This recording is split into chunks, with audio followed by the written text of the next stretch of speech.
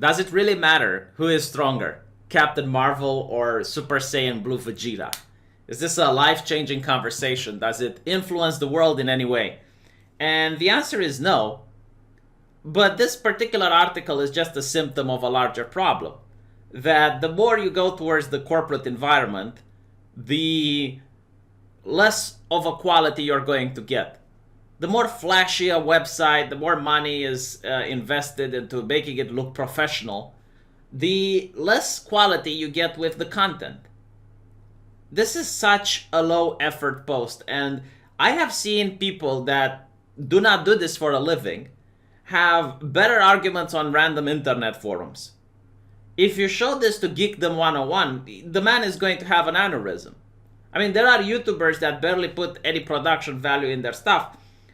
And the reason people watch them is because they don't care about the production value, but they actually care about the essence of what is being talked in there. So, here you go. You know, an article with just one comment. Like, this is the engagement they get. And this is a publication that gets a considerable amount of traffic.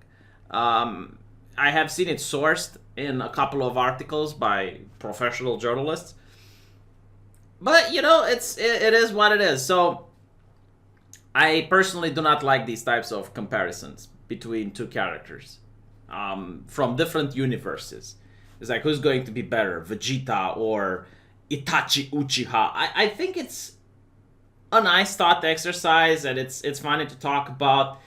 But the rules do not apply the same to both of the characters. I mean, if Itachi Uchiha uses Amaterasu on Super Saiyan Vegeta, which is supposed to be a fire made out of chakra that never gets put out, is it going to hurt Vegeta? I mean, probably not.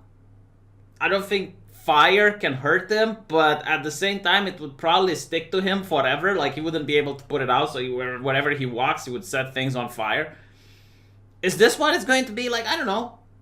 You know, is One Punch Man more powerful than Vegeta? I mean, technically, yes, but if you were to show me a guy that is has like a black belt in karate, and he only fights against kids, and he manages to end the fight with just one karate chop each time, does that mean that he is going to beat Bruce Lee?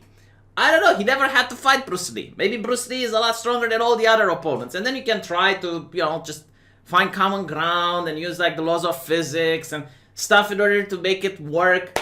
But for this to be the case, it means that the author, the writer, had this in mind when they wrote the character. Like, they actually took all of the laws of physics and all of this when writing the story. And obviously that's not the case. I mean, in Dragon Ball, these characters move faster than the speed of light, and yet while they're fighting, moving faster than the speed of light, they're still talking with each other. Like, how is that possible? How can they even hear what the other person has to say, right? So it's just like, these are not written as reality simulators of what if a person had this amount of power. No, they're written for fun. You know, it's like whatever fits the story. Now, this doesn't mean we can't have these comparisons, because they're fun. You know, they're intellectually stimulating. But if you're going to have them, at least do them properly, right? Like, this is what my grandfather used to say: if you are paid to mop the floors, at least mop them with pride and do a good job. Like, as long as you're doing a job, at least have some quality in that job. Do it with pride. So I don't see that being done here. Like, look at this. Okay, Captain Marvel, nigh invulnerable. Captain Marvel's body has evolved incredibly over the years. She gained access to physiology, and then she merged it with the alien crew. This gave rise to some regenerative abilities that are off the charts. Moreover, during a battle against Norman Osborn in the Marvel comics, Carol exploded, but she was able to use her energy to return to normal life. There's no telling what Captain Marvel can or cannot do, and Vegeta will have to be on his toes, prepared for every scenario. Do you watch Dragon Ball? Do you see how ridiculous these characters are? I mean, just to understand, Vegeta has managed to take what the people in anime like to say, planetary leveling attacks. That, like, if an attack would hit the planet would be destroyed. But Vegeta managed to put himself between that and the planet, and he took all that damage and he still survived. So you just say, well, this character is so strong. It's like, okay, I get it, but how strong she is compared to Vegeta? Like that's how you should do the analysis. Super Saiyan Blue Vegeta, strategic mind. While Goku usually takes things for granted, Vegeta is someone who takes everything seriously. But his family training, Vegeta never takes things lightheartedly. That has helped him in developing a strategic mind, one that will come in handy against Captain Marvel. And this is like another thing which makes me laugh. Yeah, I guess like in the Dragon Ball universe, Vegeta has a strategic mind. But you need to understand the level of strategy which happens in Dragon Ball Super. Like Gohan, which is considered to be one of the strategic geniuses in that character, was in a tournament that you would have a ring out elimination. And his strategic genius is, let's stay towards the center of the ring because it's going to be a lot more difficult for us to get thrown out.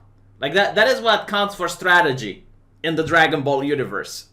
So, you know, like just saying, oh yes, well, Vegeta is a strategic... For that universe, yes. But like, if you're putting him out of that universe with someone from like the Naruto universe, like Shikamaru, which actually makes strategy. Captain Marvel's speed. Captain Marvel is a celestial being, meaning she has the ability to travel between planets and solar systems without any fuss. She can stay in the vacuum of space. Vegeta, on the other hand, has a very decent battle speed that only gets better with his Super Saiyan Blue transformation, but unfortunately he's not as quick in the air as Captain Marvel. How can you compare? I mean, I guess you could make the argument that Vegeta cannot breathe in the void of space, so, you know, he can't travel between planets. But that doesn't mean that while in a normal atmosphere, he can't travel faster than Captain Marvel. Again, like, this is what I'm saying. Like, this article is just made in such a way that it's very low effort, and it's just like picking, all right, well, this character can do this, that character can do that, and they leave it at that. It's like, no.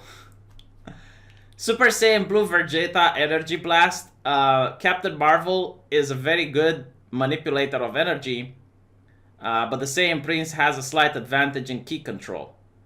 He is capable of destroying planets. So this would definitely come in handy against Carlos Danvers. Man, like, this is like, if I had a kid, that 6-year-old, and you give him the task to analyze these two characters, this is what he would probably write down. It feels like it's not written by someone that has the passion for the shows and someone that has the passion for these characters. It feels like it's written by someone that had to do this out of homework. You know, it's like, oh, it's Wednesday, I need to write something, and it's like, tick, scribble, scribble, scribble. Again, like Death Battle, a channel on YouTube, does a much better analysis than this. Captain Marvel's strength. The strength plays a decisive role in any kind of one-on-one duel. Captain Marvel edges out Vegeta by a whisker. She has shown that she is capable enough to fight Thanos, the Mad Titan, rivaling that of Jiren or Ultra Instinct Goku. Vegeta might be faster, but his punches will not have the same effect. That is like in the first Dragon Ball Super movie where Goku is fighting Beerus, the Lord of Destruction. And just so you know how ridiculous this shit is, it's like their punches were so powerful that the ripples from the punches had the power to destroy the entire universe. I mean, you know, like, that's some ridiculous level shit, but like, this is what you get when you compare two IPs that have nothing to do with each other, right? Like, I don't know if Captain Marvel can have a punch so strong that it sends ripple throughout the universe and it can destroy planets and solar systems. And again, like, this is Dragon Ball, all right? Like, I'm not the one writing it. That is a little bit too absurd even for me, especially when the writing is inconsistent. And by the way, like, this happened when Goku was fighting in his red form, so the blue form is actually more powerful than that. And Vegeta, obviously having access to the same form, he never fought against opponents that hit so hard that when he parried their blows, it would send ripples throughout the universe. So either, I guess, like, they're just very careful when fighting with the level of strength they have, or the writer just forgot about it. Again, take into account Akira Toriyama, the writer of Dragon Ball, literally forgot about one of his characters. Like, he literally forgot that he's got a character in that anime, and then all of a sudden she just disappears from all of the episodes and is never seen again. And the writer just says, well, I forgot. He forgot. I mean, a person that forgets about the characters that they make, and it's not like Dragon Ball has a lot of characters. It's not like it's Game of Thrones or anything. It's got like just a couple of characters, and the writer forgets the character. I don't expect that person will create a coherent world with coherent logic and with some sort of rules that apply constantly. No, what Dragon Ball is, and I keep trying to explain to people that go on Geekdom, and they see Geekdom doing all the mental gymnastics to explain Akira writing. Here's the problem. Dragon Ball is fighting porn. That's literally what it is. It's like, you know, when you go and you watch, you connoisseur some of the more esoteric arts, and you have the pizza delivery guy coming in, and the lady cannot pay for pizza, so they find another way in order to do the remuneration. That's Dragon Ball. It's literally like two people just trying to find a reason to fight. And then you're watching it because the fights are cool. And the teleportation, you know, like people jumping around. That's cool shit. That's why people watch Dragon Ball. It's literally that. There is no, you know, overwhelming message or a story or anything like that like you have in other animes. No, here it's like, alright, well, who's the strongest? The strongest is Jiren. Oh, will Goku beat Jiren? Oh my god, Goku beat Jiren. Okay, who's the strongest? The strongest is Beerus. Oh, will Goku beat Beerus? Okay, Goku beat Beerus. Who's the strongest? It's Whis. Oh, is Goku gonna beat Whis? You know, that's literally what Dragon Ball is about. And it doesn't have to be more than that. But if you're going to have like these types of discussions, which again I find absolutely silly, but you know, I get it, they're fun. At least do them properly. Do them in a way so that people can actually enjoy reading the article, because the way that like this article feels for me, it's a complete waste of time. And I guess like this is what the problem is. Like there is no place where I can find some entertainment anymore.